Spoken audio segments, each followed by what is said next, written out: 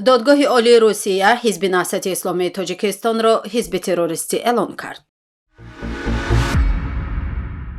дар низои мусаллаҳонаи марзбонии Тоҷикистону Қирғизистон як марзбони тоҷик кушта ва ҳадди ақал 5 нафари дигар маҷрӯҳ шудаанд.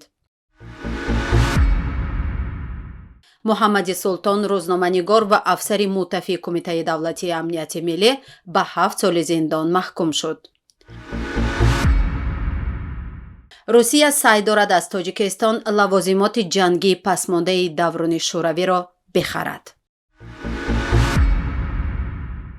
додгоҳи олии Русия дархости додситонии куллии ин кишварро мабнӣ бар террористӣ шинохтани ҳизби наҳсати исломии Тоҷикистон қабул кард. Минбаъд ҳизби наҳсати исломии Тоҷикистон дар рӯйхати ҳизбу гурӯҳҳоест, ки фаъолияташон дар Русия манъ шудааст.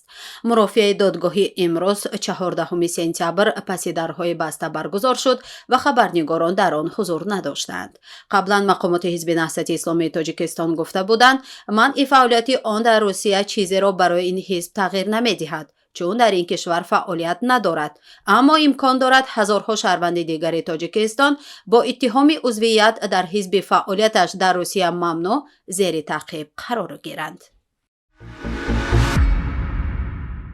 субҳи имрӯз 14 сентябр байни нерӯҳои марзбонии Тоҷикистону Қирғизистон низои мусаллаҳона сар зада, як марзбони тоҷик кушта ва ҳадди ақал 5 нафари дигар маҷрӯҳ шуданд. дафтари матбуоти нерӯҳои марзбонии Тоҷикистон пас аз як соати ҳамтоёни қирғизи худ бо нашри байония низоро расман шаҳр дода, онро ба дӯши марзбонони қирғиз гузошт, вале дар бораи кушта ё захмӣ шудани марзбонони тоҷик чизе нагуфт. дар ҳамин ҳол нерӯҳои марзбонии Қирғизистон мегӯяд, дар тирпарронӣ ягон сарҳадбони ин кишвар кушта ё захмӣ нашудааст. сокинон мегӯянд тонку дигар нақлиёти низомӣ дар минтақаи Чорқишлоқ ва Чоркӯ дар ҳолати омодабош қарор гирифтаанд.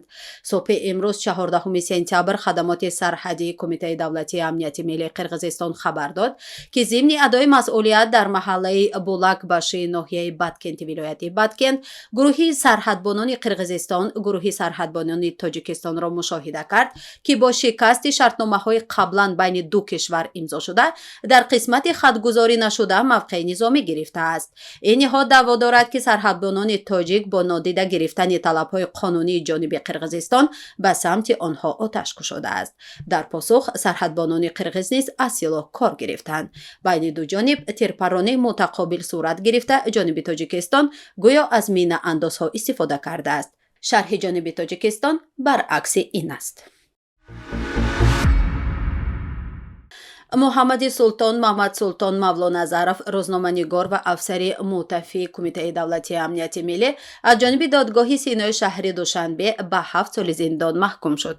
тибқи иттилои Памир Дейли Ньюз, ҳукми ӯ рӯзи 13 сентябр содир шудааст.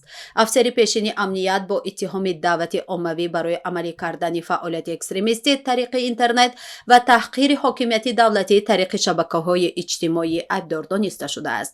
қаблан муҳаммади Султон дар мулоқот бо бародараш иттиҳомоти мақомотро рад карда, худро бегуноҳ шуморида буд.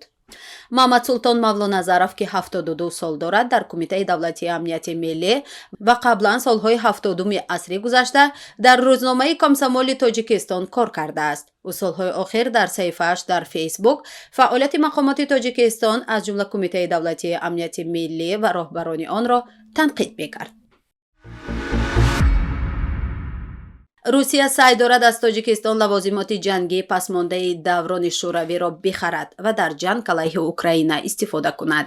дар ин бора нашрияи The Insider бо такя ба сароясати истихбороти Украина хабар медиҳад.